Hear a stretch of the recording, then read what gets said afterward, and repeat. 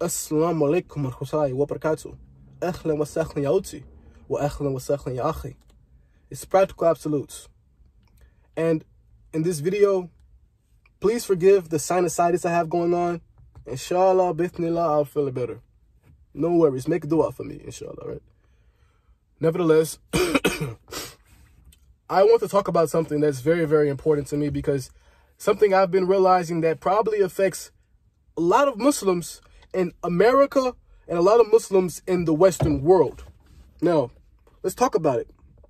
What am I talking about exactly? I'm talking about the fact that if you are a Muslim and the majority of the individuals you interact with are non-Muslim, the Muslims you end up getting around later on will begin to see that, right? See, me personally, the majority of my life has been sadly around Kufaar. The majority of my life has been around Kufaar, right? The thing is that whether you believe it or not, if you are a very strong Muslim, it doesn't matter. If you are exposed only to non-Muslim and Kufaar, you will begin to absorb some of the tendencies of the Kufaar. Now, something that can be very, very similar in the topic of this, right, is maybe, let's say, TikTok videos. You will see certain Muslim TikTokers, and they will try to get in the algorithm the same kind of way the Kufaar do, right?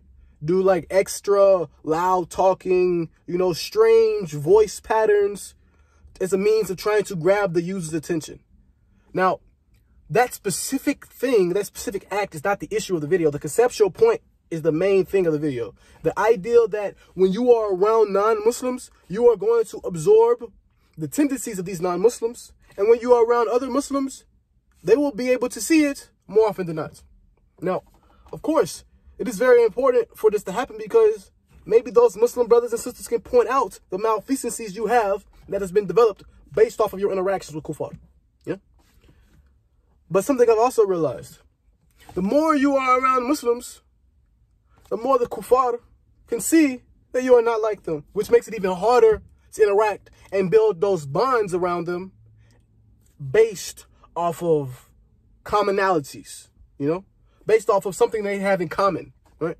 See, when people see me with kufi, if I have a shirt that has Arabi on it, or has a shirt that has some kind of political message that is meant to, let's say, bolster the movements of Al-Islam, the Ummah, yeah?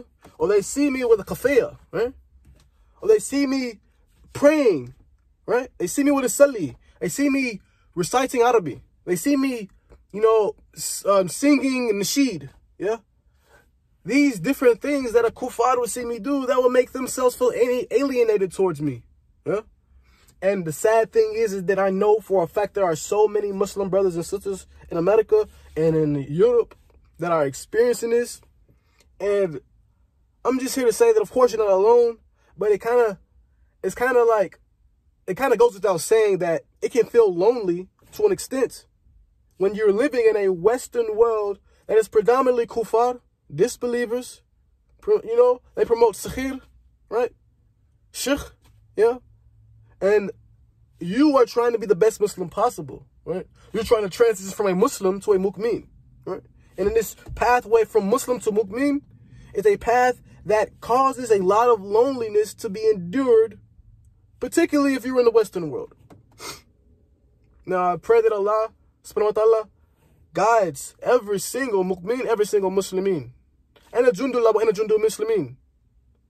Ana jundul muslimin. Wa ana jundullah.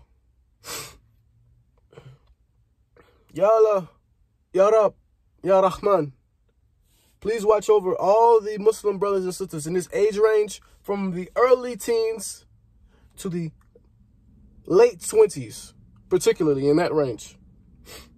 I pray that despite them being in a Muslim country, they're able to see that this loneliness that is being felt and experienced is needed, so that inshallah you may experience Jannah. Inshallah, bithnillah. Allahu alam. But nevertheless, Jazakallahu khair. Ma salama wa assalamu alaikum wa barakatuh.